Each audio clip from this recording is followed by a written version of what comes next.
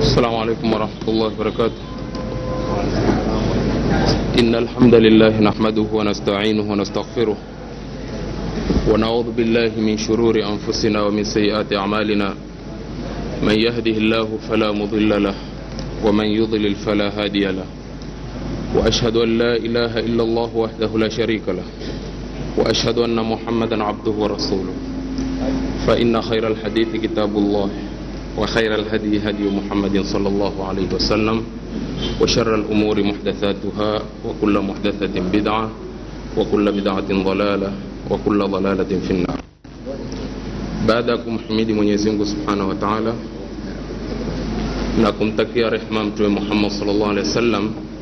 Tunarejesha shukrani zetu kwa Mwenyezi Mungu Subhanahu wa Ta'ala aliyetuwezesha kuingia katika mwezi mtukufu wa Ramadhani tukiwa kwenye siku ya kwanza ya mwezi mtukufu. Waislamu watukufu, ni haki kwa kila Muislamu amshukuru Mwenyezi Mungu Subhanahu wa Ta'ala kwa kuwa wengi katika wenzetu walikuwa na hamu vile vile ya kutaka kuingiliwa au waingie katika saumu ya mwezi mtukufu wa Ramadhani, lakini qaddara Allah, Mwenyezi Mungu Subhanahu wa Ta'ala akakadiria wasiweze kuungana na sisi katika saumu. Kwa hivyo kwa yoyote ambaye leo uko katika saumu, ana haki ya kumrejesha shukrani zake kwa Mwenyezi Mungu Subhanahu wa Ta'ala. Muhadhara wetu wa kwanza wa leo, sina budi kuzungumza yanayohusiana na saumu yenyewe na mwezi wenyewe. Sababu ya kuianzisha mada hii siku ya kwanza ya leo ni kwa kuwa kwenye mtaa wetu tayari tumepokea wageni wengi, alhamdulillah. Kuna wageni wengi ambao wameingia Bakarani. Pana mtaa mzima, mtaa mpya sasa, ambao hawa bila shaka tukitoweka wazi ile misimamo yetu inayohusiana na kuanza kufunga na kutoka kwenye kufunga, itakuwa wepesi wao kuelewa yale watakaoyapata mbele yanayotoka kwenye midomo ya watu. Kwa hivyo hapana budi waelewe vile vile kwa nini watu wamesimama msimamo huu.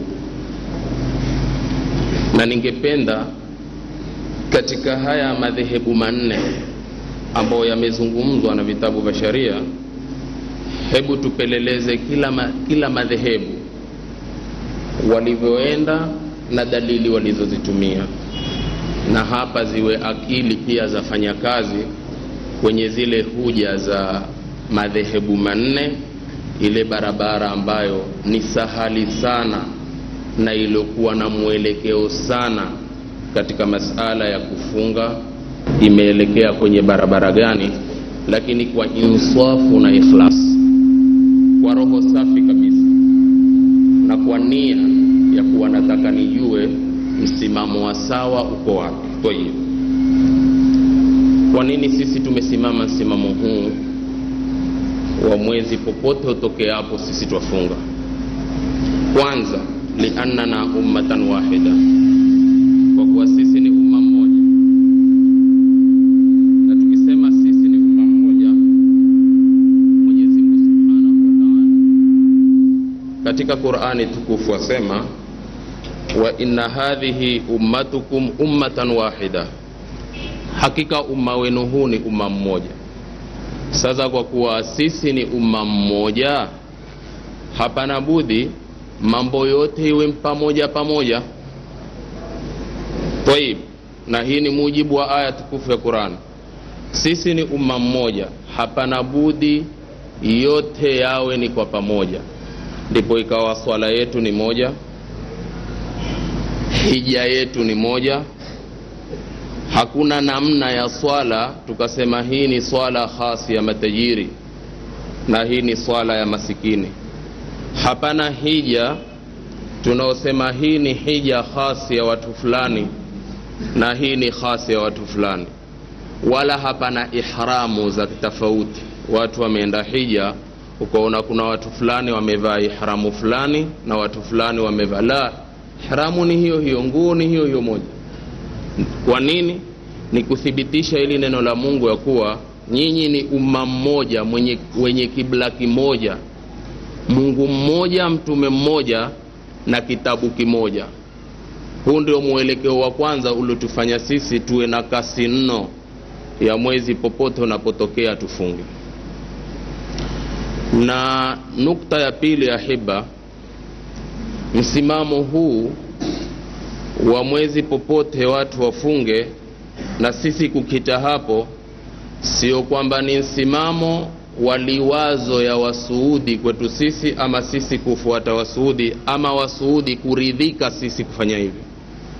Billahi alaikum, si msimamo wa mamlaka, si msimamo wa Suudi, bali Wasuudi wengi wao ni kutaka kila mtu awe na mwezi wake,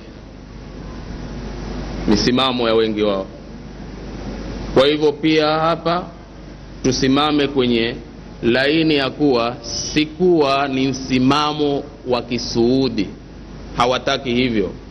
Kuna fatwa tofauti wao wanaounga mkono kabisa wa mwezi popote, lakini hapa pamelengwa Suudi. Hata masala tuyaweke wazi sana, pamelengwa Suudi ili iwe huu mgawanyiko wa saumu umetimbuka huko, na huko wao wametaja kwa sababu ya lengo fulani, wametaja kwa sababu ya lengo la mji wa Najdi, ambapo Najdi wao wanasema ni mji alotoka Muhammad Abdul Wahhab, na kwenye mji huo mtume akiweko juu ya mimbar baada kuomba miji aliyoiombea, Najdi hakuiombea, kisha alishiria kusema hapo ndipo patakapotokea pembe ya shetani. Na hiyo pembe ya shetani wakaja wakaiawili wakasema matimbuko ya Muhammad Abdul Wahhab, kwa hivyo ni shetani. Ndipo mvurugo na mgawanyiko. Baada ya kipindi kirefu watu walikuwa wameshikana kitu kimoja katika saumu, lakini kwa hapo Najdi kutimbuka huyu ndio tofauti hata za akida, kwa watu wakatofautiana. Kwa hivyo lengo ni kumlenga Muhammad Abdul Wahhab na Wahabi wenyewe.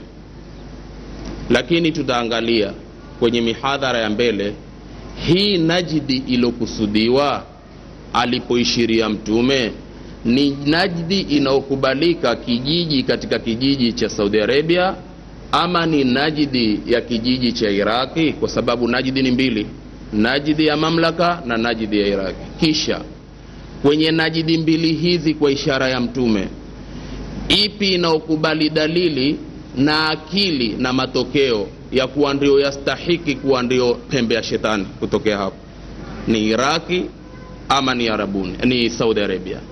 Haya na ubainifu wake ni muhadhara wa mbele, lakini hii ni nukta ya kufahamisha kuwa kutajwa Saudia na watu kufuata saumu ikiwa wameandama huko, makusudio hisabu zimepangwa nzambali, ni kutakiwa Muhammad Abdul Wahhab na Wahabi kwa jumla.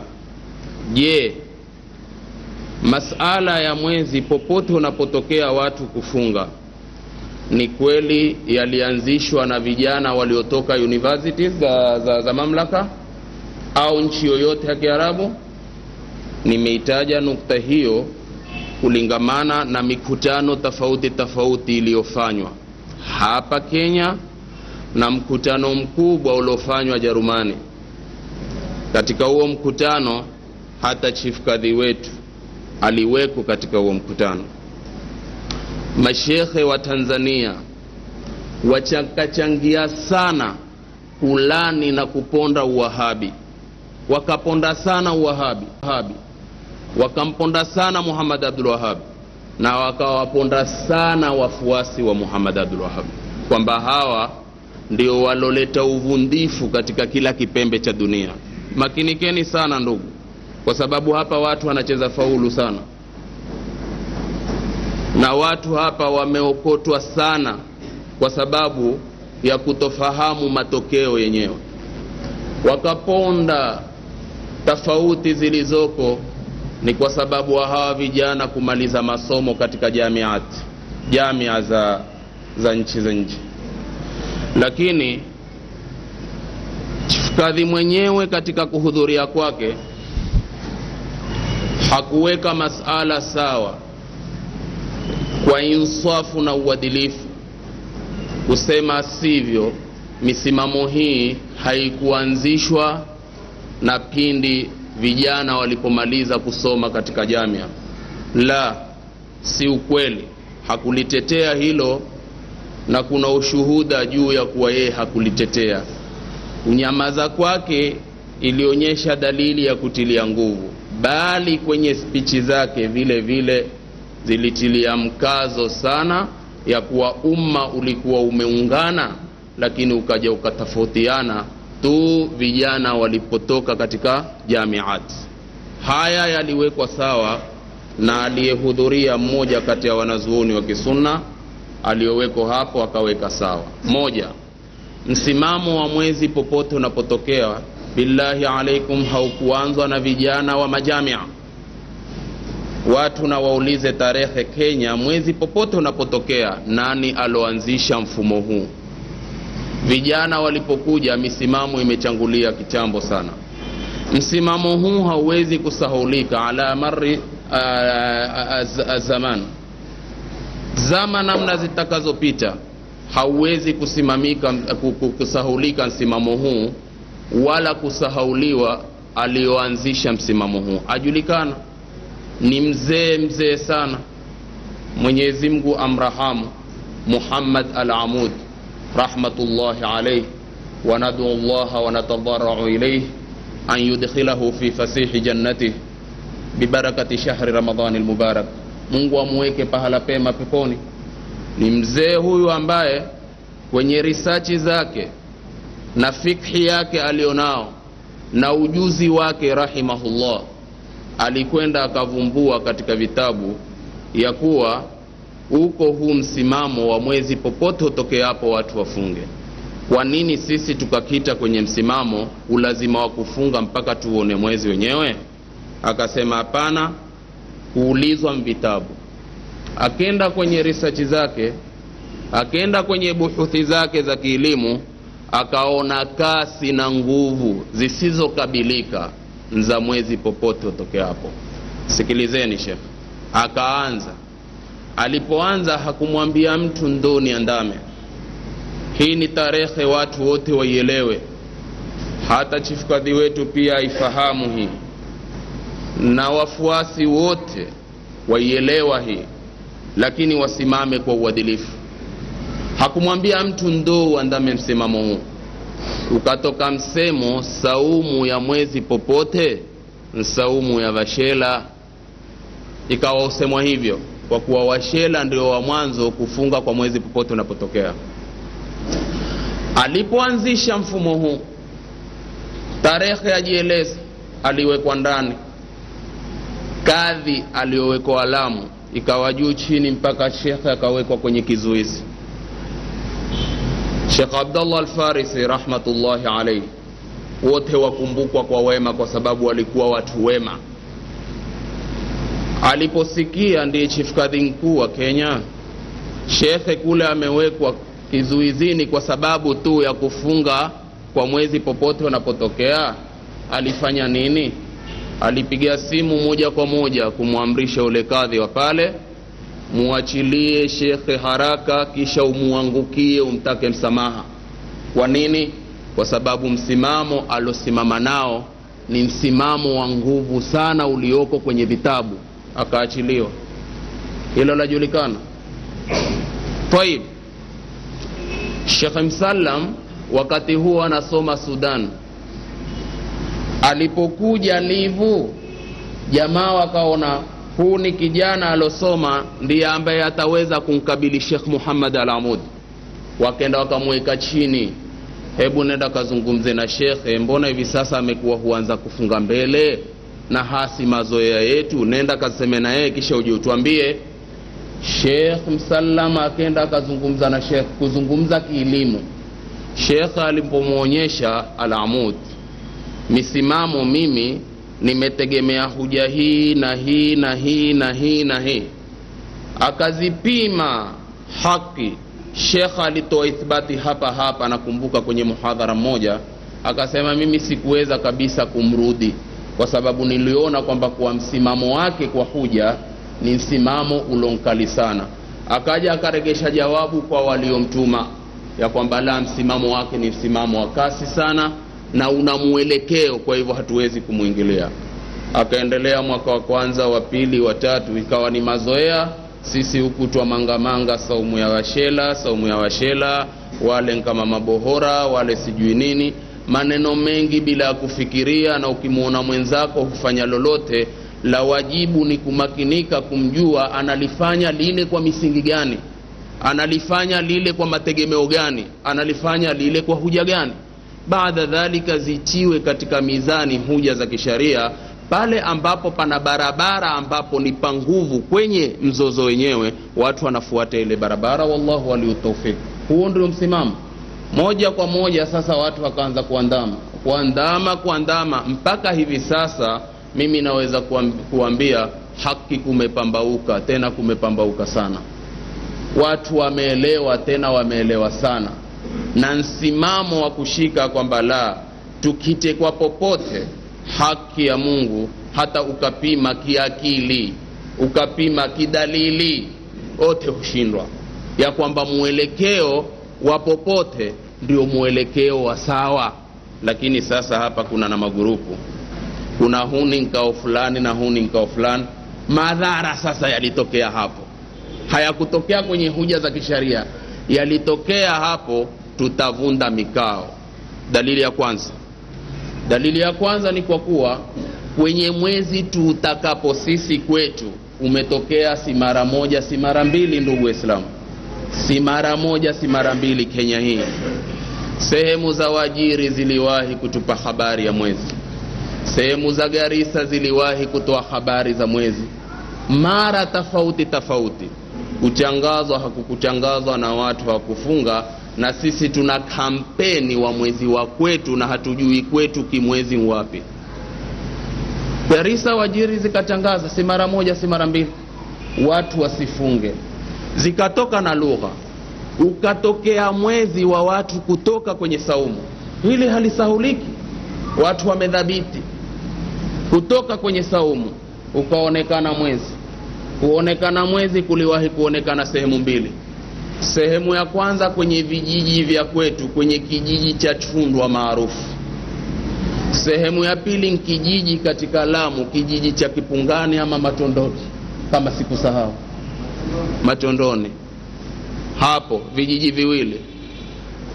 Ilipoletwa taarifa Lamu mwezi umeonekana na wenye kutoka ushuhuda wako tayari ili kesho watu waswali Idi, jawabu ilitoka kwa mabwanyenye ya kwamba hatuwezi sisi kesho kuswali Idi kwa mwezi ulioonekana na wavuvi, kikwetu kwa mwezi ulioonekana na watonyi.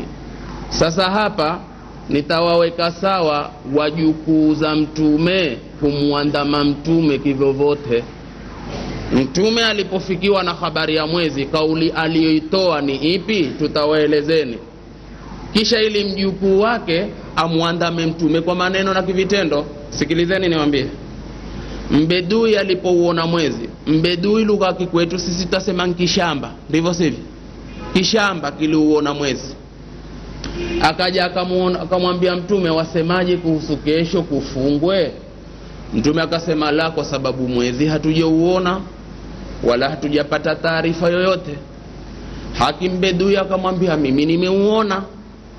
Akamwambia waweza kushuhudia kuwa hapana mola apasaye kuabudiwa kwa haki isipokuwa Mungu, nami ni mjumbe wa haki. Mbedui akasema na hapa kwa hilo, Mola hapasai kuabudiwa kwa haki, hapana Mola isipokuwa yeye, mwezi nimeuona. Ya Bilal adhin fi nnasi an yasumu ghadan, Bilali wachangazie watu wafunge kesho. Ikatoka amri watu wafunge kesho. Mtume kwa kuamini mwezi aloambiwa na mbedui ndiye alouona, lakini hakumwambia hata wewe kishamba, hata wewe kibadui, hakusema hivyo. Sati tuatumilie lugha hii. Nyinyi kule simulisema kuna mwezi wa kuonekana na wavuvi, kuna mwezi wa kuonekana na watonyi. Mtume wenu ambao nyinyi mvajukuu wao hakumwambia hata wewe shamba, hata wewe wa majangwani huona mwezi. Fa'tabiru ya ulil absar, zingatieni enyi wenye busara. Wa kumfuata mtume ni kuambia kwamba leta ushuhuda tuchangaze watu kesho wasalidi. Ndio msimamo halisi wa Muislamu mwenye kutaka usawa katika dini yake. Mbona hapa mtume amesema hivyo, nyinyi mwasema hivyo? Ama tukirudi kijiji cha Matondoni kwenye Lamu, walipopeleka mwezi walisema sisi hatutaki mwezi wa watu wa kushona magafana makanda, ikiwa ndio uchumi wao na kazi yao. Hiyo ni lugha ya kibri, mtu atake asitake. Hiyo ni lugha ya ujauri, na lililothubutu kisharia na kidalili, hafai mtu kufanya ujauri. Makana li mu'minin wala mu'minatin idha qadha Allahu wa rasuluhu amran an yakuna lahumul khiyaratu min amrihim. Haimpasi mu'min yoyote mwanamume wala mwanamke, Mungu na mtume akitoa amri yake ya jambo aipe khiari kwenye amri ya Mungu na mtume. Hii ndio tarehe fupi ya masala ya watu kufunga mbele. Kwa hivyo si msimamo ya kwamba chini vijana walivyotoka jamia basi ndio walikuja na misimamo hii wakaleta vurugu, watu wameshikana balaa moja kwa mbili, ikawa watu wameleta tofauti. Sasa hebu tuendeni kwenye misimamo hii minne, lakini kabla ya kuitaja zilizodhihiri katika dalili. Fanya hivi ndugu Muislamu, wabila khasi wageni wetu wapya hasa waloingia katika mtaa, maweza mkawa mshapewa ishara ya msikiti huu. Chunga na ule msikiti, fahamu, kuwa na hadhari na ule msikiti, kadhaa. Pengine ukashika ya kuambiwa ukawa hukimbia msikiti kama kukimbia mwenye ugonjwa wa judhamu, au ukawa hukimbia msikiti kama kukimbia mwenye ugonjwa wa TB na ukimwi na wengineo katika magonjwa maovu. La, makinika ujue yaliyoko na mambo yendavyo, kisha uwe na uamuzi. Swala ni rukni kati ya rukni 5 za Kiislamu, ndivyo sivyo? Hija ni rukni kati ya rukni 5 za Kiislamu. Swala ni rukni, hija ni rukni, saumu ni rukni. Hebu tuzunguke kwenye matatu haya yalivyotudhihirikia sisi mpaka tukasimama msimamo huu. Mtume sallallahu alaihi wasallam aliifundisha swala, ndugu Waislamu, kwa maneno, akaifundisha swala na kwa vitendo. Aliifundisha swala kwa maneno na kwa vitendo mpaka aliwahi mtume kuswali juu ya mimbar. Akawa akitaka kurukuu anarudi nyuma, akitaka kusujudu anarudi kabisa, kisha anapanda mafhum. Harakati zote hizo ilikuwa taka kuwaweka watu sawa katika swala. Mpaka watu walipokuwa huswali na mtume akaipima swala za watu, akaona swala sasa zimeanza kuingia dirani, akatoa amri hii: swallu kama raaitumuni, swalini kana mlivyoniona mimi nikiswali. Hii swallu ni amri, swalini kama mlivyoniona mimi nikiswali. Ndipo ikakatalika mwenye kuswali bila tumanina, mwenye kuswali bila mpango, huambiwa ile si swala, ni mchezo. Ndio hadithi maarufu, hadithu musii salati, hadithi ya yule alofanya makosa kwenye swala yake. Ina maana ni mtu aliingia ndani ya msikiti akawa huswali atakavyo yeye, bila tumanina, bila utulivu. Alipotoa salamu hutoka, mtume akamwambia irji' fa salli fa innaka lam tusalli, rudi ukaswali, wewe bado hujaswali. Akaenda akarudi akaswali vile vile alivyozoea. Akitoka akamwambia bado rudi uswali, hakika hujaswali.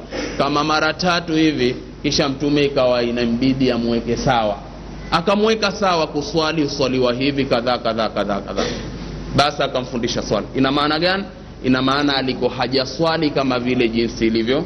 Sasa ndugu, hii swallu kama raaitumuni usalli, kiakili alipoisema mtume sallallahu alaihi wasallam alikuweko wapi? Bila shaka alikuweko mji wa Madina kwenye msikiti wake, akatoa amri hii, sallu kama raaitumuni usalli. Hili la sallu kama raaitumuni usalli likenda likatumika dunia nzima, ikawa ni amri ya dunia nzima, watu wanatakiwa waswali kama alivyoswali mtume, na hali ya kuwa amri hii ya swala ya mtume kusema swali ni kama mnavyoniona ilikuwa mbele ya uso wa mtume sallallahu alaihi wasallam ni wale walohudhuria kwenye ule msikiti, kwenye msikiti wa Madina. Lakini leo misikiti ya kila kipembe, mtu akieleza swala ya mtume anambia sallu kama raaitumuni usalli, haikuhusika na wa Madina peke yao, kwa kuwa ndio wanaotakiwa waswali kama jinsi mtume alivyoswali. Weka kando rukni hiyo kati ya rukni za Kiislamu. Tayeb, kwenye hija alifundishwa Nabii Allah Ibrahim alayhi salatu wassalam. Ibrahim aloamrishwa mtume aifuate mila yake kwa kuambiwa mtume fattabi' millata Ibrahima hanifa, fuata mila ya Ibrahim. Na sisi wafuasi wa mtume twafuata mila ya mtume ambao ni mila ya Ibrahim. Alipofundishwa alipewa amri Ibrahim kwa kuambiwa waadhin fi nnasi bilhaji yatuka rijalan, wachangazie watu kuhusu hija. Wachangazie, hii ni amri, wachangazie watu kuhusu hija. Haya, Ibrahim ainuke tu achangaze kuhusu hija? Ndivyo tulivyoelewa, na ni haki watu kukosoa ikiwa kweli twastahiki kukosolewa, kwa sababu lengo sisi ni kufuata msimamo wa sawa katika masala ya ibada zetu.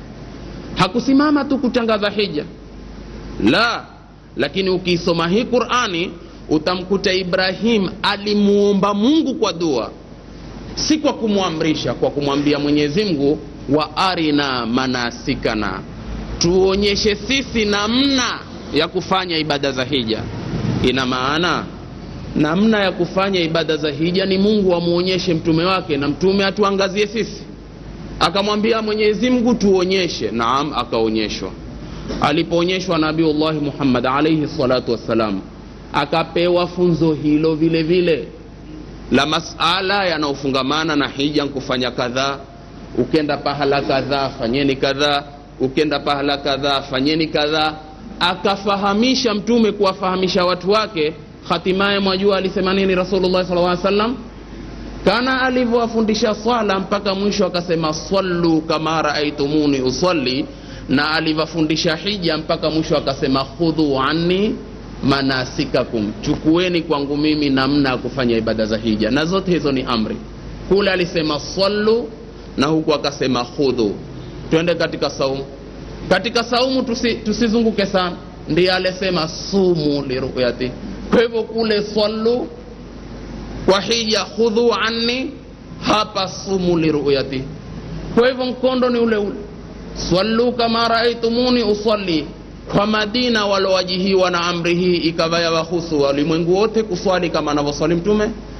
Khudhu anni manasikakum, ni kuchukua namna za kufanya hija dunia nzima, na amri hii oda hii ilitoa kule. Na sumu liruyatihi, na ingie kwenye mkondo huu. Kutoka vipi? Haiwezi kutoka. Ndipo sisi tukakita kwenye msimamo huu. Kitu chengine tumekita kwenye msimamo huu ahiba, ya kuwa hata kiyama ni kimoja, Lailatul Qadri ni moja. Ikiwa kiyama ni kimoja kwa walimwengu wote, Lailatul Qadri ni moja, hizi ni hoja za kiakili tu, basi hufaa pia na mwezi wetu kuwa ni mmoja, na mwezi ni mmoja kweli. Kama ambavyo Lailatul Qadri ni ngapi, mtu atupe hesabu yake, ni moja tu kwa dunia nzima, siku hiyo tu kwa dunia nzima, na mwezi ni huo tu kwa dunia nzima kabisa. Hakuna mwezi zaidi ya mmoja, wala hakuna kila mmoja mwezi wake, kwa sababu dalili na akili za kubaliana kwenye hilo. Haya, tuende kwa mujibu wa Qur'ani tukufu, ili tuwekea wazi vipi mpaka sisi tukafahamu hivyo. Ahibati fillah, ndugu zangu katika imani, twende katika Qur'ani tukufu. Baada ya kututafsiria Mwenyezi Mungu, akutuletea aya na kupewa tafsiri na Mtume sallallahu alaihi wasallam, kisha fahamu zetu sisi zilisimama msimamo gani kwenye ule uwazi wa aya tukufu za Qur'an. Sikiliza, nguvu za Mungu siku zote hazisawaziki na nguvu za yoyote kati ya viumbe, juu ya kuwa kuna viumbe wenye nguvu wa kushinda wengine. Naweza kusema hivi ala mablaghi ilmi, kwa kiasi kichache cha ilmu, ni kuwa jini twaweza kusema ana nguvu kutushinda sisi wanadamu kimaumbile. Tunaweza kusema malaika wana nguvu hata kushinda majini. Mbali nguvu ya kasi za imani ya mtu kwa jini, hani masala mengine. Inaweza kasi za imani ya mtu, nguvu zake shekhe zikashinda nguvu za jini. Hapa pengine sijui niweke, kwa kuwa tunataka yawe wazi zaidi haya mambo tulivyo, pengine uwapigie mfano. Nguvu za imani mbali za mwanadamu zishinde nguvu za jini ni hivi, lakini kilivyo kiudhahiri jini nguvu zake ni za juu zaidi kuliko mwanadamu kwa imani. Masala mengine, kuna kitabu cha Zakaria Al-Khuwaizmi, kama sikumkosea huyu, ana kitabu kinatoitwa Ajaibul Makhluqat wa Gharaibul Al-Mawjudat. Kitabu hiki kinaeleza maajabu ya viumbe walivyoumbwa na Mungu. Kuna mlango mmoja ameeleza Sheikh Zakaria ya kwamba kulikuwa mti ukiabudiwa, watu wakitakasa ibada hapo. Ndugu, kuna mmoja akafanya ghera la kiimani, akasema hizi ibada zinazofanywa hapa hazistahiki kufanywa, ibada astahiki kufanywa Mwenyezi Mungu Subhanahu wa Ta'ala. La kufanya wacha nikaukatilie mbali huu mti, itakuwa ndio kukata hii mizizi ya kuabudiwa asiyekuwa Mungu. Akatukua panga shekhe ya mashoka, yuenda kukata ule mti. Kitabu kiko na huo mlango huko shekhe.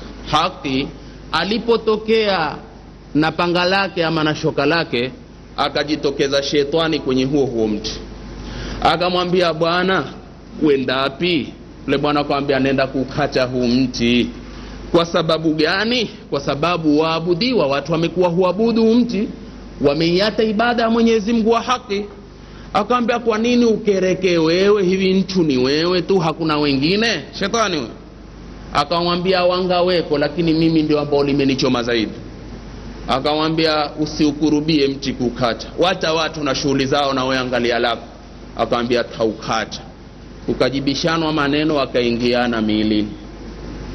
Walipoingiana shekhe, ule jini na nguvu zake alikuja kufinywa, akafinyika mpaka akatoa kauli, akamwambia, hebu tusimamishe vita kidogo kwanza, tufanye mashauri. Kwenye vita kuna mashauri, sikuwa umetoa mkono tu utaki kunena. Ati useme wapigana wasipigana, mara sema hebu ngoja kwanza dakika 5 tushushe pumzi. Ni mpira huo, kuna kipindi cha kwanza na cha pili. Hapana, kuemezano tu, kila mmoja amjue ndu wake, kisha wapeane mikono, walosongwa walozidi nani. Lakini ukinsikia mtu ametoa kauli, hebu ngoja kidogo, ndio utafuta namna kukimbia zake na za kuazima.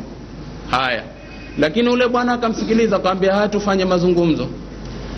Kwenye mazungumzo akamwambia, bwana haina haja sisi kupigana bwana, mbona tupigana tuumizana bwana kwa jambo ambalo.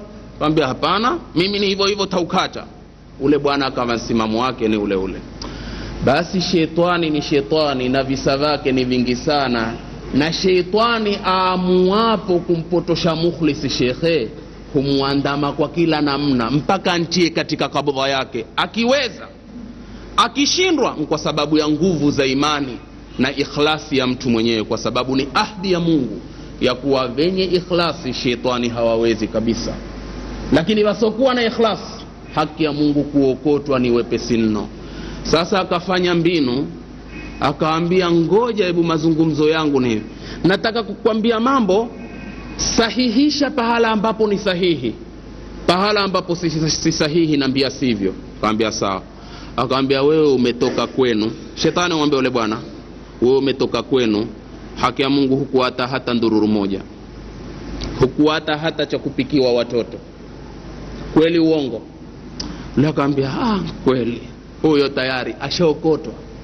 Ni kweli, na ilikuwa kweli kweli ya kwamba ametoka hana chochote. Haya, akamwambia sasa huko kutoka wewe hukuata hata cha kupika, ndizo hizo hasira za kutaka kukachamichia watu waabudu, takwenda kuharibia ibada zao. Ndaa hiyo si kwa kuwa dini au na ikhlasi nno. Lakini tayari maadamu ushankubalia shetani kwa ulilotaka analotaka, ndugu, hatari ya shetani iko kwenye kutoa mkono kuridhika kwa lake. Khalas, ashakuokota vibaya sana. Haya, akamwambia basi sikiliza tumalize hivi. Rudi ndugu yangu nyumbani kwako, wachana na mti wewe, nenda lala, kila usubuhi ahadi na kuwekea, ukifungua mto toa dirhamu 2. Dirhamu 2 kwa wakati huo sio mchezo. Ilikuwa ni mtu wa kulala tu, hakuna kuvuta, hakuna kukokota. Ule bwana shekhe na shetani alitaka hili, akaenda akilala usubuhi akiangalia mto, shekhe naam dirhamu 2. Hapa hakuna kazi sasa, ni kuswali tu sasa na kutembea, kukaa kwenye mabaraza, hakuna wasiwasi wote, hakuna kumwaga jasho. Siku ya pili akifungua dirhamu 2, ndugu, akaona una habari ya mambo ni mazuri. Angalia yuamvutia tu, akamuata mpaka alipokuwa kwamba kwa huyu bwana tayari sasa roho yake yote iko chini ya mto. Sasa kila usubuhi, siku hiyo asiweke dirhamu 2, asiziweke. Ule bwana mkubwa akiamka kuinua mto wake, hakuna chochote, hakuweka. Panga liko wapi shekhe? Ngia mvunguni tukua shoka, waelekea kwenye mti kule. Umeona hasira zake ziko wapi? Alipoenda kwenye mti, yule bwana akajitokeza, shetani akajitokeza. Uenda wapi baba? Akaambia nenda kukata subutu Kikwetu biri. Hebu peleleza ndugu, mbona mara kwanza alizitia biri hizi, subutu hizi alizitia mara kwanza, shetani hakuzitia?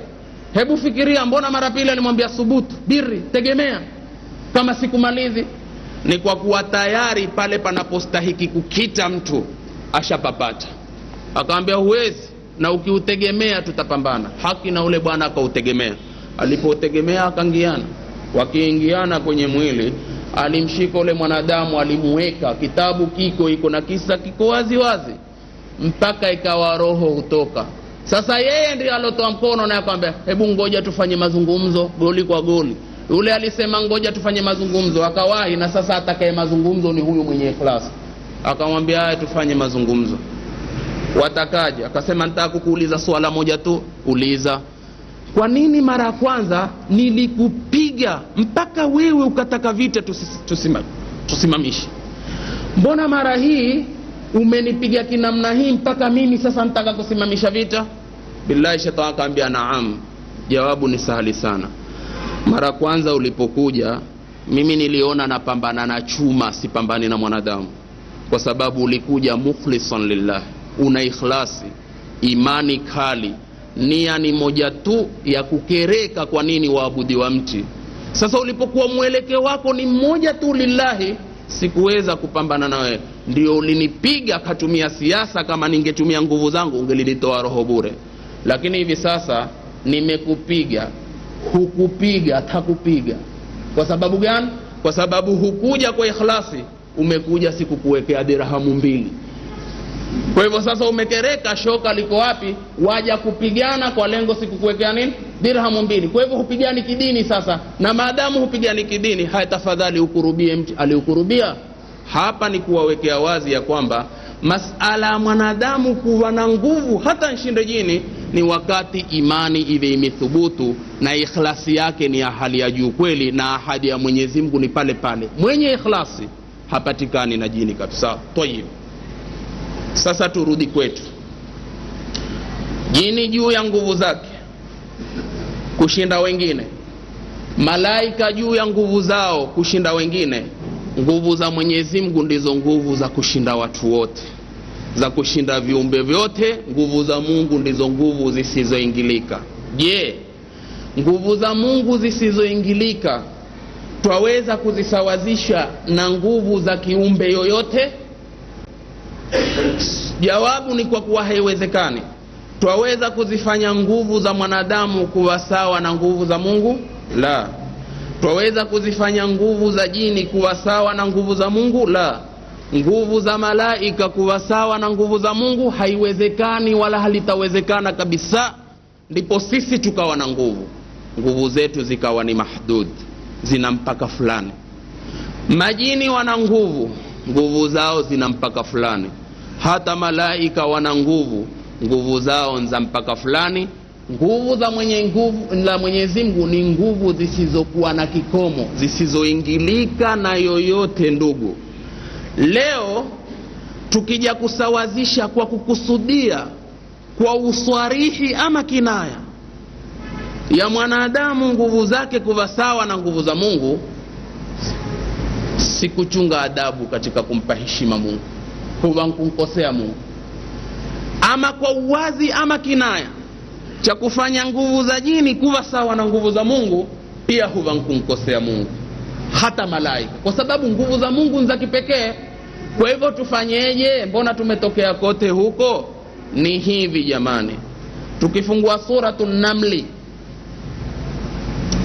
kinatohadithia kisa cha Balqis. Kulitokea ya kutokea, katika yale matokeo kulisimama kwenye arshi ya Balqisi aliyoambiwa Suleimani kuwa uko mwanamke tumemkuta huko afanya kadha kadha kadha kadha, wala arshun adhim.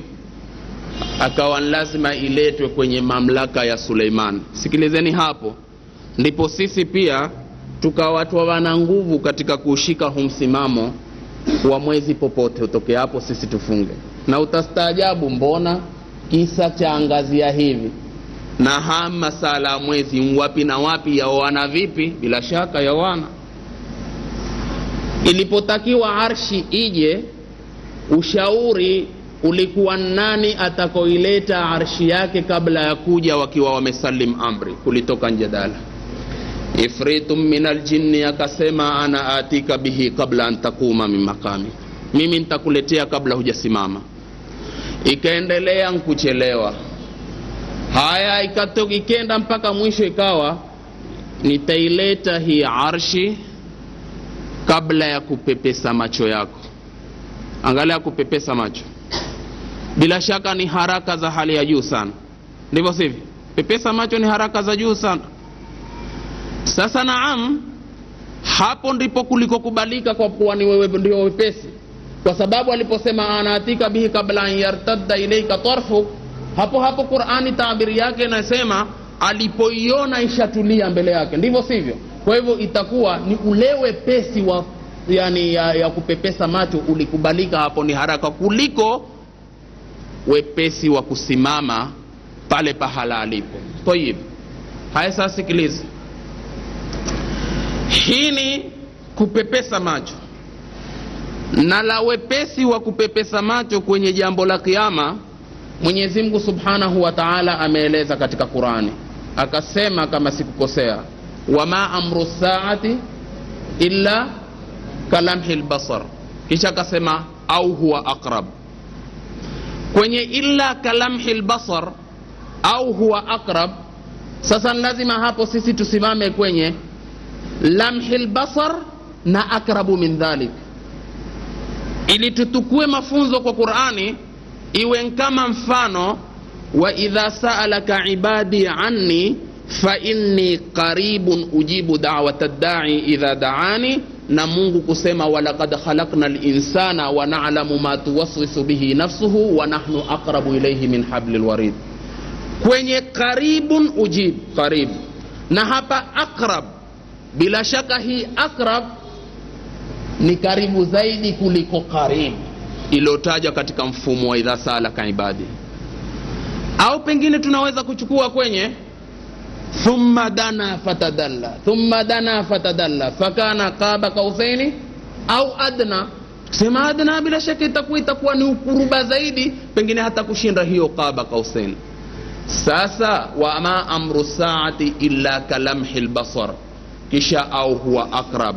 Tunaweza kuchukua ya kwamba kwenye lile la kutakiwa arshi iletwe ni mambo ya kidunia, ulikubalika wepesi wa kupepesa macho, lakini ilikuwa kwa kiumbe.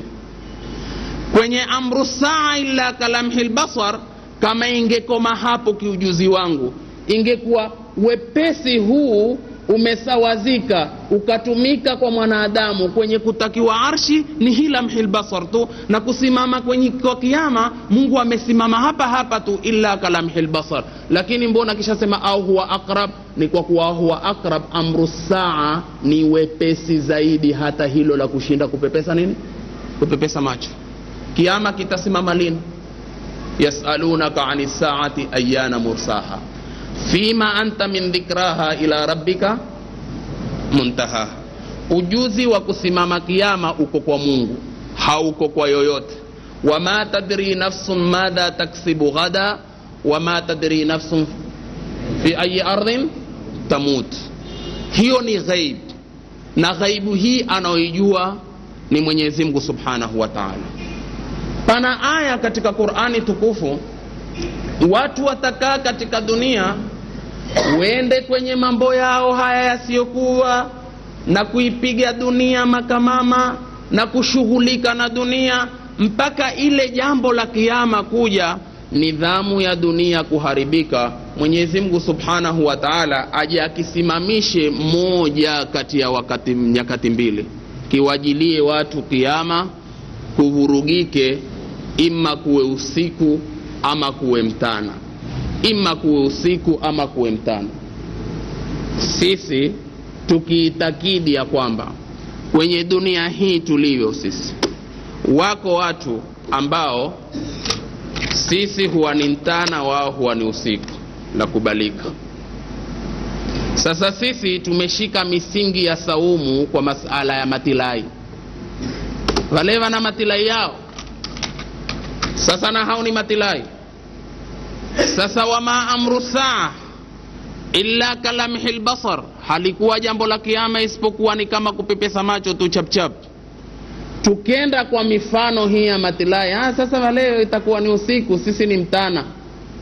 Kive kiyama ikiwa kimepitishwa usiku peke yake? Akili hivi sasa haiwezi kusimama ya kwamba haya wale ni usiku ni mtana na sisi huku ni mtana, na amri ya kiyama yatakiwa iwe usiku. Haitakuwa nikiwafeke wale watu wa usiku peke yake, sisi watu wa mtana tuwe tumesalimika, tuwe hungoja siku yetu, kisha kiwe na kiyama cha siku wa mtana. Si matilai. Masala ya kutegemea matilai kwenye hatu lionao yaweza kutupeleka mbali mno, yaweza kutupeleka mbali bila kufahamu sisi. Kwa nini? Kwa kuwa hufanya ni wepesi mtu kusema matilai, matilai, kila mtu na matilai yake. Lakini mimi ninavyosema, wakutegemewa kimatilai watu wa aina mbili ndugu. Wakutegemewa kimatilai na kujua watu wa aina mbili: watu wa majangwani, wabedui, wa mashambani huko, na wavuvi mabaharini. Hao ndio watu wanaojua matilai. Wewe mtu saa zote uko kwenye gari toka hivi tu matilai, wapi matilai?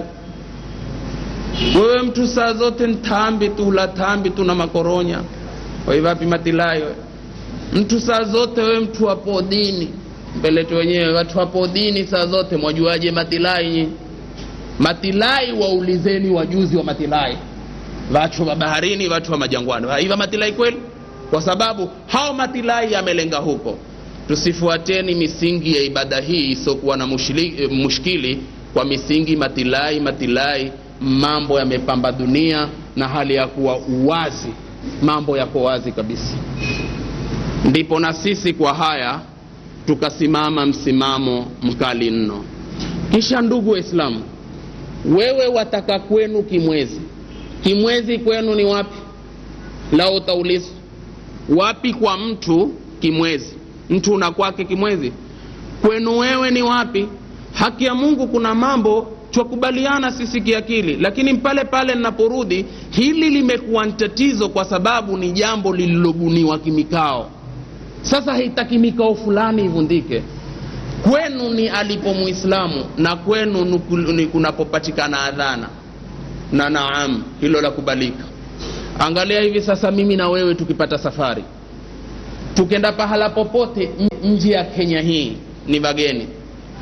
Tukiingia pahala popote shekhe, umuonaye wa kwanza, hata kama nkukodisha teksi yako wewe, la kwanza ndugu, kwa insafu utamuuliza kitu gani?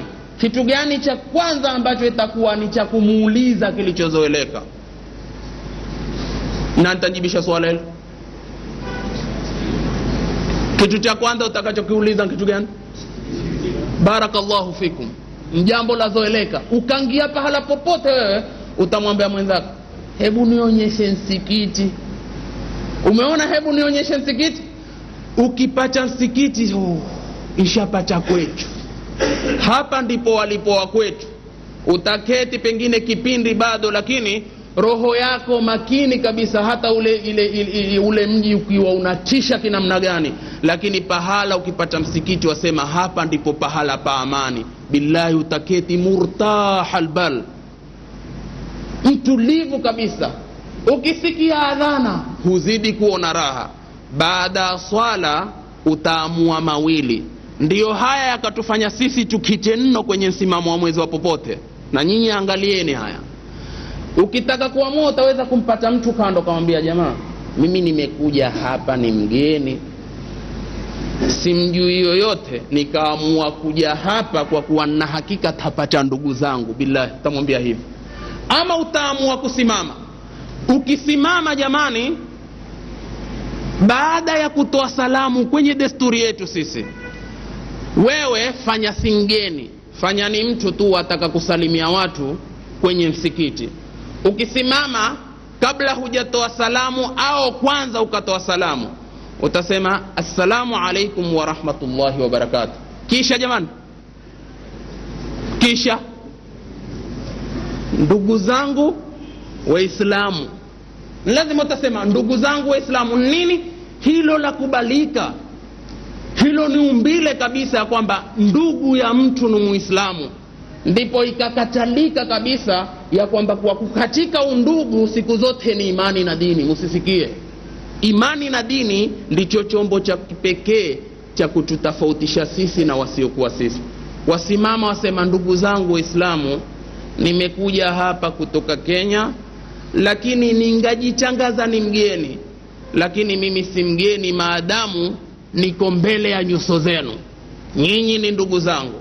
Basi ukieleza tatizo lako atapata kutokea, basi inshallah wewe utashukia kwangu, na kazi ulokuja nayo hapa inshallah nitakuwa nawe kufa kupona mpaka nikuregeshe kwenu. Kwa nini? La kubalika, kwa kuwa kwenu ni alipo Muislamu na kwenu ni pale utakaposikia nini? Sikia adhana. Ndipo hivi sasa mimi na wewe tukubali tukatae, ndipo tukapita kwenye hoja hii. Muisraeli namna anavompiga wa Palestina, namna wanavochinjwa na kupigwa marisasi, ukifungua wewe idhaa yoyote ukiona fungulika, upiga konde la kifua. Maskini, subhanallah. Angalia vijana wameinukia, hawakuona baba, hawakuona mama, hawakuona shangazi, hawakuona nyanya, hawakuona chochote, mpaka watoto wakajengeka ukatili kwa kusema ni maisha gani ya kuishi mimi peke yangu ikiwa familia yangu yote imefanywa jivu na mbwa hawa. Basi wewe hapa Kenya sema maskini wa Palestina. Sisi tumekaa hivi sasa baada ya adhana, baada ya kunyang'anyia chende za Saudia kisha tukavapinga, tutakwenda kunyang'anyia na futari hapa. Jamani, chende nda mamlakatul arabia Saudia, na nyinyi mtasema hii ni lugha ya kiutiriri, sivyo? Njati tuambia chende ni ya mamlaka, chende si ya Kitale, wala chende si ya Makirunge, wala chende si ya Mazera. Chende ni ya mamlakatul arabia Saudia. Ikiwa si ya mamlaka mutaletewa ya Yemen, ikiwa si ya Yemen ni ya Iraki, ikiwa si ya Iraq lakini namna utakavotoka utaambiwa kwamba kuwa chende nini. Tukija na yetu sisi, tukija na vigumbicho vya ukwaju, tutasema nza Kenya. Tutasema nza Kenya. Kila nchi tutampa haki yake. Sasa ikiwa chende yatoka huko, musivawe wala musishtuke wala musikasirike. Taakuluna tamra qaumin wa tarmunahu binnuwa, mwala chende za watu kisha mkiwapiga kwa koko. Mwala makunyang'anyia, manake watu hawafungui adhani, hufungua nshibe. Na suna ya Mtume sallallahu alaihi wasallam, samahani sana, ni kwa kuwa ilikuwa watu chende wende nazo kwa witri, kama si 3 ni 1. Na maswahaba walipoona ubora wa kumfuturisha mtu, ilikuwa chende moja ikigawanywa pande 2 na watu wakawahunyang'anyia, kila mmoja umpe mwenzake ili apate ile baraka ya kuwa kwenye hii saumu nimemfuturisha mwenzangu. Lakini sisi kufuturu tumeipa tafsiri ambao sivyo. Kufuturu ni pale tunaposikia adhana, na si sharti mtu kufungua adhana, kufungua saumu yake lazima kwa adhana. Si hivyo. Kufuturu ni pale kipindi kimekuja kutoka katika nini? Saumu kula. Lakini sisi kufuturu tumekuondosha pale. Tumepeka ile baada salatul maghribi kwenda kuketi katika ground. Sasa hutaki story. Usheheneshe baada al-maghrib, usheheneshe ukitoka baada tarawih, ndilo hilo bembe sijui kuna nadaku. Nafasi 3 anazozitaka Mtume kisuna katika kula ukazijaza zote, mpaka adhana zikawa hukupicha za alfajiri nkoromo tu hutoka, mache tu hukusuka. Mara wewe ukawa mviungulia, unakiungulia moyo hunichefuka na kiungulia, kumbe kutanganya si kwema. Tumfuateni Mtume tupate baraka za dunia na tupate baraka za nilisha. Kwa hivyo chende yatoka wapi? Yatoka mamlaka. Kwa hivyo tusile ni chende za watu kisha tukawatukana watu wali. Hapana, tuweni na shukrani. Tumeelewana? Tuko wapi? Mkuwa hatuko. Chende kidogo imetutoa kwenye dira. Lakini tuko kwenye alipo Muislamu ndipo wapi? Ndipo kwenu. Na panaposikika adhana basi umepata kwenu. Ndipo ukisimama popote usema ndugu yangu Muislamu, maskini Mpalestina, maskini watu wa Afghanistan, maskini Iraki, simama hapo. Mwasemaje wakati Saddam Hussein akimimina michumbu yake, miskadi yake, akiitia Tel Aviv? Hapa mulikuwa mkipiga takbiri. Takbiri zile zilikuwa za maana, za furaha, alhamdulillah. Nini? Leo kimechomoka chombo shekhi, kimefanya kitanga na hivi. Wapi? Kimetoka Baghdad kwa Kuwait, kimeingia wapi? Kimeingia Tel Aviv. Alhamdulillah, nasi tumepata. Ulikuwa ukifurahi ya kwamba Saddam Hussein alolifanya hilo wako nchu, na ukafurahi alofanyiwa nkafiri si wako. Juu ya Saddam Hussein kuwa na vituko vyake ni yeye na Mola wake. Lakini tulikuwa tukifurahi sisi wakati ilipokuwa ikipigwa nini Tel Aviv. Na hata hivi sasa mpaka leo sisi tusikitika. Maskini Iraki, mbwa mu Amerika, toka angie na vituko vyake imekuwa hakuna usalama. Watu hivi sisi tufunga Ramadhani hivi sasa tukuna umakinifu kweli kweli. Na mtu pia juu ya yote hao kushukuru Mungu lazima. Amshukuru Mwenyezi Mungu Subhanahu wa Ta'ala. Tuko katika misikiti leo tuelezana hapa. Unaweza kunasema ni guarantee hivi sasa watu wako katika msikiti Baghdad hivi sasa usikiza darasa hupaya kisampuli na ukaweko msikitini huwa ni jito moja liko kwa muhadhiri, jito la pili liko nje. Gari ikisimama wala ilaha illa Allah mpate shahada, chombo ngawa kikiingia msikitini ndivyo nishapiga mashahada 100. Maana yake hakuaminiki. Na yawezekana hivyo mara ikawa kumelepuka. Ndivyo sivyo? Hawana utulivu kabisa. Sisi huku tuna utulivu. Na husema sisi maskini wa Iraq, maskini wa Iraq. Hawana umakinifu. Nini? Ni kwa kuwa yatuchoma kwa kuwa ndugu zetu. Kwa hivyo ikiwa yatuchoma katika kwa kuwa ni ndugu zetu, ndio ukirudi katika mafunzo ya Mtume sallallahu alaihi wasallam yatupeleka kwenye kukubalika hilo.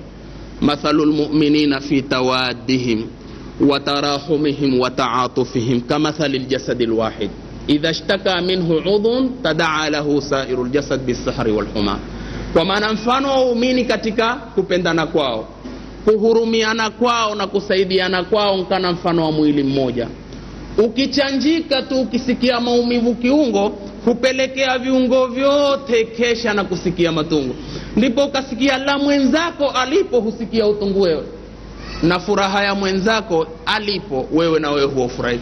Ndio maadili ya dini yetu ya Kiislamu. Naam. Sasa ikiwa hali ni hivyo, mwenzako kule akikwambia basi sisi tumeuona, huwa wewe wakukubali kwamba kuwa ni mwenzangu walouona Muislamu mwenzangu. Na ikiwa hilo limekwenda kupasishwa na wanazuoni wenye kukubalika, basi wewe shika ya kwamba limetokea la muandamo wa mwezi kwa ndugu yangu Muislamu kwenye kipembe cha dunia. Ndipo na sisi tukakita kwenye simamo huu. Tukakita zaidi kwenye simamo huu ya kuwa kwa nini mwataka kubuni umoja wa nchi tatu? Kwa nini mwataka kubuni umoja wa Tanzania, Uganda na Kenya? Na ambapo Uganda majority wanafunga na mwezi wa popote wanapotokea, kutoka wakati wa Idi Amin. Alipoona kuna miujiza kila mmoja na bendera yake na saumu yake na watu hayo wanajua, sema hakuna mpango huo. Saudia ikitangaza mwezi watu wote wanafunga. Ikitangaza mwezi watu wote wanafungua. Hakuna mpango, kila mmoja mwezi wake, kila mmoja mwezi wake. Nini sasa dini hiyo? Ibada hii namna gani? Kutoka kale zamani hawa wamechangulia hufunga kwa mwezi popote unapotokea. Lakini mbona hivi sasa sisi tumesimama, la ukitokea Tanzania hapa ama nini, basi sisi tuduru kwenye umoja wa nchi tatu hizo. Ndio Uislamu utakavyo? Ndio dini, ndio Mtume sallallahu alaihi wasallam alivyotuelekeza Mtume ni popote na miji yote maadamu kuna Muislamu mwenzako. Ndipo na sisi ndugu ikawa hakuna budi kabisa kukita kwenye msimamo huu, kwa kuwa ni msimamo unaotuunganisha. Na ukitaka muungano halisi ni muungano wa popote unapotokea mwezi watu wafunga. Angalia sasa, angalia miujiza. Naam, leo tumeanza saumu siku ya kwanza mwezi mtukufu wa Ramadhani. Ikasadifu vile vile wameanza vile vile wenye msimamo wa tarehe za hapa. Lakini sote si tumefunga siku moja? Si sote tumefunga siku moja, ndivyo sivyo? Taib, ala kulli hal, Mungu alete baraka kwa hapo. Na Mungu ajua saumu na namna kutakabali vile vile ndiye anayejua Mwenyezi Mungu Subhanahu wa Ta'ala. Taib, lakini angalia leo kuna watu hawakufunga. Sasa hebu nyinyi wenyewe fikirieni, ni hamasa za kutoka msikiti au ni sisi tutakao ikhtilafu hii, au watu wenyewe hii mikao ya kutoandama sawa hawataki? Kuna watu chungu mzima billahi alaikum hawakufunga, na wameulizwa mbona hamukufunga, akasema hatukuona. Manake huona nno hao, hawakuona. Hiyo ni haki gani uwate kufunga leo? Haya wata kwa kuwa umefunga, kwa kuwa umekamilisha 30 ni hisabu yetu. Kwa 29 Chief Kadhi amechangaza. Sasa mbona hamukufunga? Sasa wajua message hii pia imetaka Chief Kadhi pia ielewe ya kwamba hawa watu kweli wataka kufunga kwa mujibu wa changazo lake, ama shere hili wanalifanya watu hawakufunga. Mbona hamukufunga? Hatukuona mwezi. Shekhe, si kila mwenye mato huona. Ni mtasema ni lugha ngumu, si lugha kutukana. Billahi, si kila mwenye mato huona. Kuna watu wana mato na mvipofu. Wana mato lakini nini? Mvipofu billahi alaik. Ni Qur'ani tukufu inasemaje? Inasemaje? Aya inaanza vipi? Lahum qulubun la yafqahuna biha wa lahum ayunun walahum adhanun la yasmauna biha. Ni Qur'ani. Wana macho hawaoni, wana mashikio hawasikii, wana nyoyo hawakuhifadhi kitu chochote. Lakini angalia hifadhi mara nyingi iko wapi? Mungu hakusema upofu muovu ni upofu wa macho, alisema upofu muovu ni upofu wa moyo. Fa innaha la ta'mal absar walakin ta'mal qulubul lati fi sudur. Mtu kupofoka moyo wake ndio hatari kuliko hata kupofoka macho. Watu na macho yao na hawaoni. Dalili ni kuwa muandamo, ndugu, muandamo haifaradhiki kuonekana na wote. Hata mtu akawa ni hodari kinamna gani, muandamo hauonekani na kila mtu. Toka tuinukie sisi hatujajua huu msimamo wa mwezi popote unapotokea.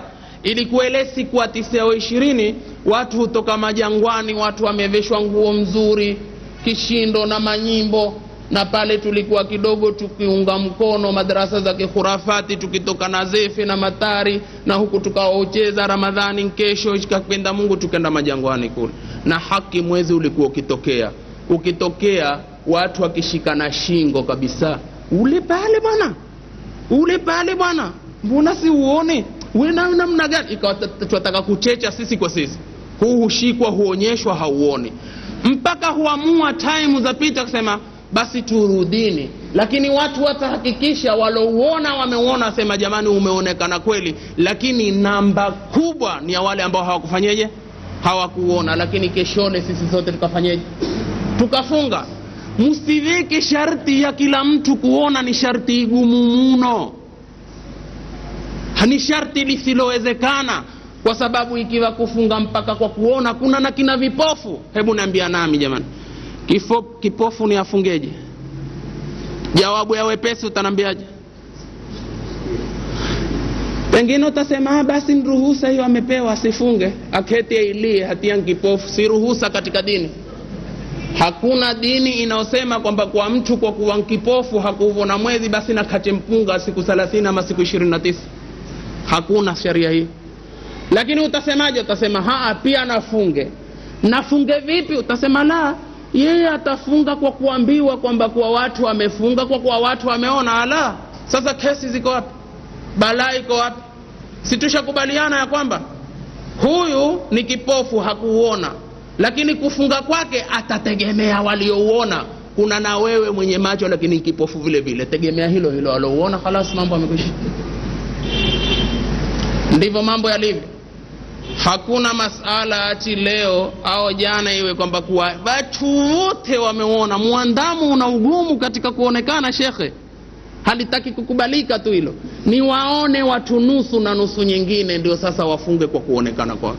Ndipo na sisi tukakita kabisa kwenye msimamo huu. Sasa hii ikhtilafu matwali'il qamar wa atharuhu ala thubuti dukhuli ramadhana wa intihaihi, hapa pamegawanyika kwenye madhehebu manne. Hatutayamaliza leo, itabidi hii mada tuiendeshe kwa kesho kwenye haya madhahibul arbaa. Kwenye sisi tumesimama kwenye huja gani? Billahi alaikum, kisha wewe utie misimamo, yani uangalie sasa kimisimamo hizi dalili zenye kasi zenye nguvu ni dalili zilizo upande gani. Wasema kwenye hiki kifungo ambacho tutasimamia, idha ruya alhilalu fi baladin, uonekanapo muandamo katika mji, min albiladi alislamiyati, katika miji ya Kiislamu, fahal yalzamu sawm jamia biladi almuslimin, inalazimu kufunga miji yote ya Kiislamu biruyati hadha albaladi, kwa kuonekana mwezi na mji huu mmoja, amla, ama haipasi watu wote kufunga. Ikhtalafa alulama fi dhalika ala 4 madhahib, wanazuoni kwenye hilo wamekhtalifiana kwenye madhehebu mangapi? Madhehebu manne. Almadhhabu alawwal, ambao ndio madhehebu yetu, idha ruya hilalu ramadhana, uonekanapo muandamo wa Ramadhani, fi baladin, katika mji wote, lazima jami'ul muslimin, inalazimu waislamu wote, fi kafatil biladi, katika miji yote, as-sawma, kufunga. Wabihi, kwenye msimamo huu, qala Ahmad ibn al-Hanbal, amesema msimamo huu Ahmad bin Hanbal, wal-Layth ibn Sa'id, wal-mashhur, msimamo huu ni mashhuri inda al-Malikiyya wal-Hanafiyya, wa huwa qaulun lishafi'i, hii ni kauli ya Imamu Shafi. Wa ilayhi dhahaba ba'd al-Ja'fariyya, na kwenye msimamo huu baadhi ya Ja'fari wameenda kwenye msimamo huu, baadhi ya Mashia pia wameenda kwenye msimamo huu. Istadalla ashabu hadha al-madhhab, wametolea dalili watu wa msimamo huu, bima yali, kwa vifungu vinavyofuata. Moja, qauluhu sallallahu alaihi wasallam, sumu liruyatihi, fungeni kwa kuonekana kwake, si kwa kuona kwake kwa kila mtu. Fungeni kwa kuonekana kwake. wa aftiru li ru'yatihi, na fungueni kwa kuonekana kwake. Fa in ghumiya alaykum, mutiliwapo kiwingu mukawa hamutouona ule muandamo, fakmilu iddata Shaabana 30, kamilisheni idadi ya Shaabani siku 30 kama vile tulivyofanya jana. Rawahu al-Bukhari wa Muslim. Sasa kwenye fungeni kwa kuonekana tukakita hapo, kama hatukuona tukamilishe siku 30, ndizo dira za Mtume sallallahu alaihi wasallam. Je, kwenye dalili hii wametolea dalili wapi? Wajhu dilala, pahala palipotolewa dalili. Moja, inna sawma ramadhana, hakika saumu ya Ramadhani, muallakun, umealikiwa, au saumu ya Ramadhani umealikiwa bimutlaqi ru'ya, kwa mutlaqi ya kuonekana, ya kuwa kuonekana tu ndiko kulikowekwa kwa kulazimika watu kufunga. Fa idha raahu qaumun, wanapoona muandamo watu, faqad tawajjaha al-amru, amri hii wa imeelekea bisawmi, ya kufunga, lijami'il muslimina, kwa waislamu wote, biru'yati haulai, kwa kuonekana mwezi na hawa. Fayalzamu sawma, italazimu saumu, ahlul mashriki, watu wa mashariki, biru'yati ahli al-maghrib, kwa kuonekana mwezi na watu wa magharibi. Fali anna al-khitaba amun, kwa kuwa haya mazungumzo ya Mtume sumu inawaenea watu wote, walaysa muwajjahan, mazungumzo haya Mtume hayakuelekea liman tathbutu fi haqqihim ar-ru'yatu faqat, kwa wale iliyothubutu kuona wao peke yao, ni kwa kuwa wakiuona wao wameuona watu wote. Pointi ya kwanza hiyo. Pointi ya pili, inna sawma ramadhana, hakika saumu ya Ramadhani, ndugu Waislamu, wajibu, ni wajibu, bilkitabi was sunnati wal ijma', kwa Qur'ani na kwa hadithi na kwa ijma' ya wanazuoni, kuwa saumu ya Ramadhani ni jambo la wajibu. Qala Allahu ta'ala, faman shahida minkum shahra, ni mwenye kuweko na mwenye kushuhudilia uko kwenye mji wakati Ramadhani ilipomuingilia, basi yeye alazimu kufunga. Si kwa maana faman shahida, mwenye kuuona kama tunavyotafsiri sisi. Mtume Muhammad sallallahu alaihi wasallam alisema kumwambia mbedui, qala lil a'rabi, lamma qala lahu, Mtume alipomwambia, madha faradha Allahu alayya min as-sawm, Mungu amenifaradhia nini katika saumu? Qala shahru Ramadhan, mbedui akasema amefaradhisha mwezi mtukufu wa Ramadhani. Kwa hivyo ikawa Ramadhani ni jambo la wajibu. Wa ajma'a al-muslimuna, na wamekusanyika waislamu wote, ni ijma'i ya wanazuoni, ala ujubi sawmi shahri Ramadhana, juu ya kulazimika kufunga saumu ya Ramadhani. Fa idha thabata, pindi itakapothubutu, anna hadha al-yawma, kwamba siku hii ya leo, min Ramadhana, imethubutu ni katika siku za Ramadhan, bishahadati thikati, kwa ushuhuda ya watu waaminifu wa kweli, wajaba saumuhu, italazimu kufunga kwake, ala jami'il muslimina, kwa waislamu wote. Point number 3, anna al-muslimina, ni kwa kuwa waislamu, fi kafatil aqtari, katika majimbo yote, katika miji yote, ya'malu ba'dhuhum, baadhi yao wanatenda, bi khabari baadhi, kwa habari ya watu wengine, wa shahadatihi, na ushuhuda wake. Sisi hutenda kwa kuambiwa na wengine na kwa kukubali ushuhuda wengine, na nitawapigia mfano wa kisasa. Fi jami'il ahkami shar'iyya, kwenye hukumu zote za kisharia. Waru'yatu min jumlatiha, kuonekana kwa mwezi tukujalie katika jumla yake. Fayajibu alaihim, itawapasa wao, al'amalu biha, kutumia msimamo huo, sawa'un takarabat aqtaruhum, sawa miji yao ikikurubiana, am tabaadat, ama ikiwa mbali, watumie ya kuwa habari ya mwenzangu ni yangu na ushuhuda wake ni ushuhuda wangu.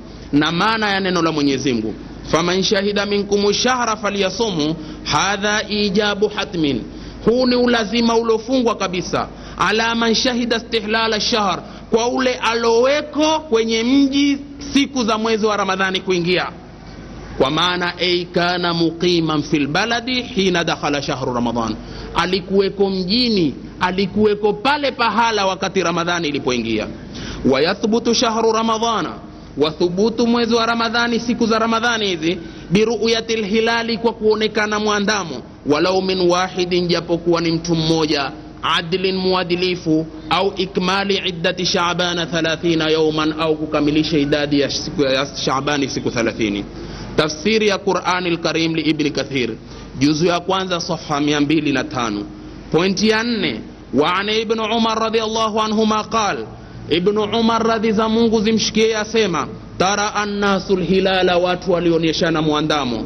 Fa akhbartu Rasulullah ibn Umar, asema nikamueleza mtume wa Mwenyezi Mungu sallallahu alaihi wasallam, anni raaituhu, kuwa mimi nimeuona. Fa swama, mtume akafanyeje? Akafunga. Wa amara an-nasa bisiyamihi, akaamrisha watu kufunga. Rawahu Abu Daud wal Hakim wa Ibn Hibban wa sahahahu, akafunga mtume kwa kuonekana mwezi na Ibn Umar. Namba 5, wa ana Abi Hurairah anna an-nabiy sallallahu alaihi wasallam qala sumu li ru'yatihi, fungeni kwa kuonekana kwake. Wa aftiru li ru'yatihi, fungueni kwa kuonekana kwake. Fa in ghumma alaykum, mukitiliwa kiwingu, fa akmilu iddat Sha'bana 30 yawman, kamilisheni idadi ya Sha'bani siku 30. Rawahu al-Bukhari wa Muslim. Qala at-Tirmidhi, kumalizia Tirmidhi asema wal amalu ala hadha, matumizi haya inda akthari ahli al-ilm, mbele ya wengi katika walokuwa na elimu. Qalu, wasema hivi, tukbalu shahadatu rajulin wahidin fi siyam, hukubaliwa ushuhuda wa mtu mmoja katika saumu. Wabihi, na neno hili, yaqulu Ibn al-Mubarak, asema Ibn al-Mubarak wa Shafi'i wa Ahmad wa qala an-Nawawi wa hadha huwa al-asah. Kesho akipenda Mungu, ni masail ambayo yahusiana na matilai na msimamo wa maimamu 4 na misimamo 3 iliyobaki. Uangalie huja walizozishika, ni zina haki ya watu kushika ama zina nguvu. Hapo kisha utatumia akili yako. Alam naj'al lahu aynayn wa lisanan wa shafatain wa hadainahu najdain. Na tunaweza kujua kama tunavyoweza kutofautisha chumvi na sukari, ndivyo tunaweza kutofautisha haki na batili. Kama tunavyoweza kutofautisha la kheri na shari, twaweza kutofautisha haki na batili. Hatutaki tu hapa ni kukata maneno ya wale kusema tushike msimamo gani. Hawa hutuambia hili na wale hutuambia vipi. Wewe kwenye chai yako ya maziwa utaifiringa sukari, kisha useme itokee chumvi. Hata mtoto wako tambia, baba siku hizi kidogo zimepungua. Pahala umetia sukari useme kutoke chumvi, wala pahala pa chumvi useme tamu mraba. Husemi hivyo. Kwa nini? Kwa sababu atafautisha.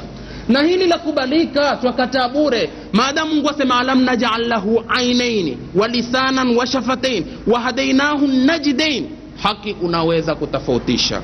Khitaman, kumaliza kikao chetu cha leo, twakubaliana kweli ya kuwa habari inayotoka popote sisi tuwekubali. Jamani, kumepambauka ni msemo ambao unaosema sana, na watu wote wameamka.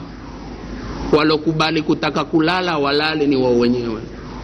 Kisha ni dunia ya mtandao, umefahamiana sana. Ulimwengu umekunjwa, umekuwa hapa. Uko Bakarani hupiga uji, na huku humwangalia Mpalestina namna anavyotandikwa, na huku husikitika, lakini kikombe cha uji hukiati. Hunwa hivyo hivyo, husikitika tu, lakini maskini. Tumeelewana vizuri sana? Huona na uko kwako.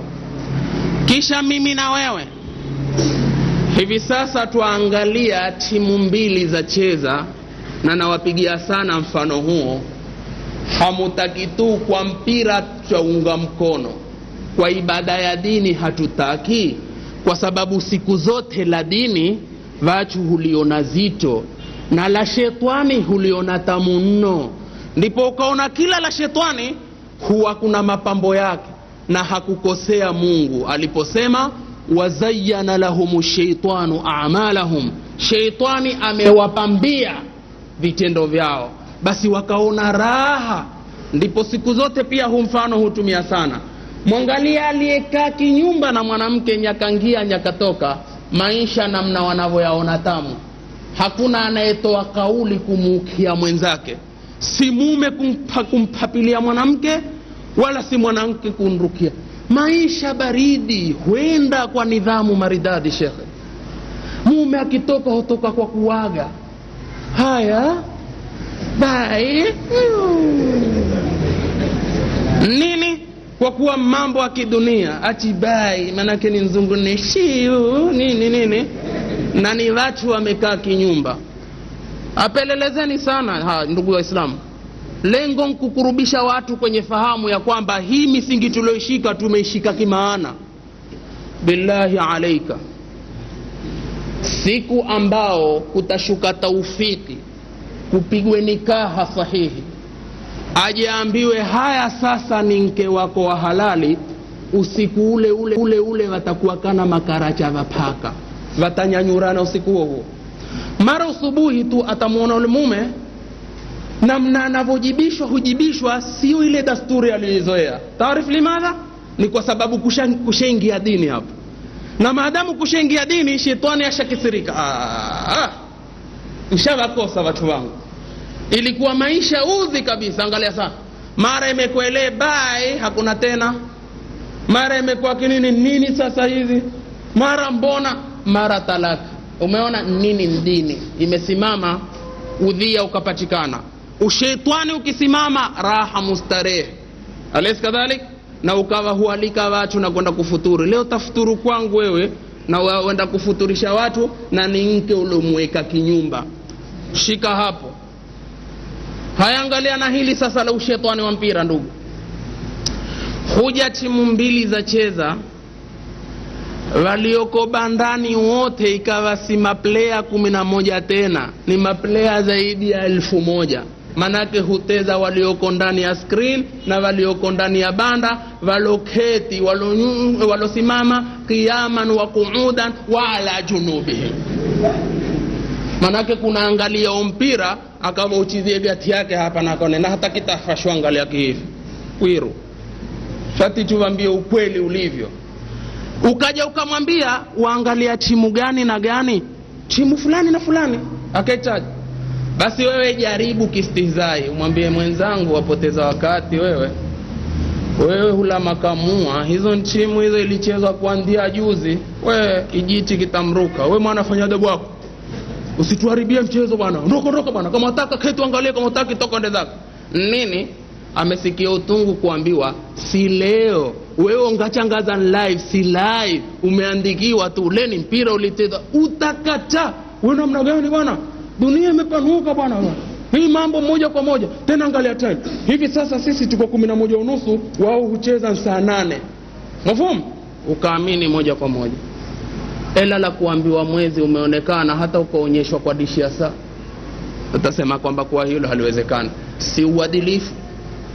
Si uadilifu mfanyao, wala si haki mfanyao. Haki ni haki, wal haqu ahaqu an yutaba. Haki ni haki na haki hustahiki kufuatwa. Leo kwa upuzi wa mpira wakubali kwamba kwa kweli moja kwa moja live bwana, si makamua, si waje kwenda bwana, toka taka kupigana kwa sababu wa dini yako ya mpira.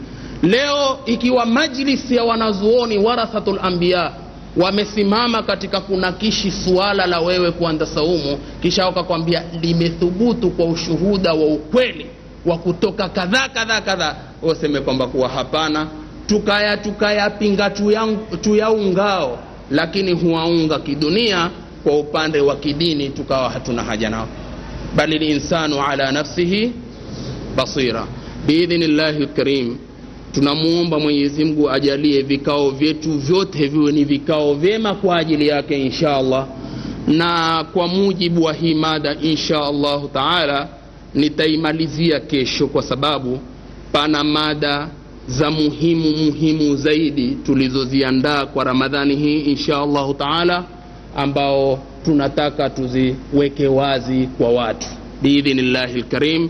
Na tunamuomba Mwenyezi Mungu yote tutakayoyafanya atie katika mizani ya hasanati zetu siku ya kiyama, na Mwenyezi Mungu atakabali saumu zetu sote inshallah, kwa sababu mwenye kutakabali saumu ni Mwenyezi Mungu. Sisi ni kutekeleza yale masharti.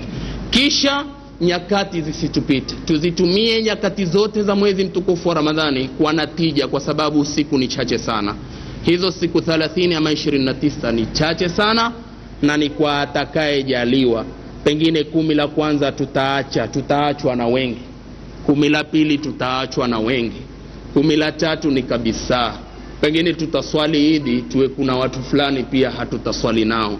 Haya ni mambo lazima tuyatie katika hesabu yetu. Lakini juu ya yote hayo, tunamuomba Mwenyezi Mungu atukamilishie Ramadhani tukiwa hai insha Allah taala, ili yote tutakayoyafanya yapate kuingia katika mavuno ya mwezi huu. Allahumma arinal haqqa warzuqna ittiba'a wa arinal batila batila warzuqna ijtinaba. Rabbana taqabbal minna innaka antas samiul alim wa tub alayna innaka antat tawwabur rahim. Allahumma innaka afuwun karimun tuhibbul afwa fa'fu anna. Allahumma innaka afuwun karimun tuhibbul afwa fa'fu anna.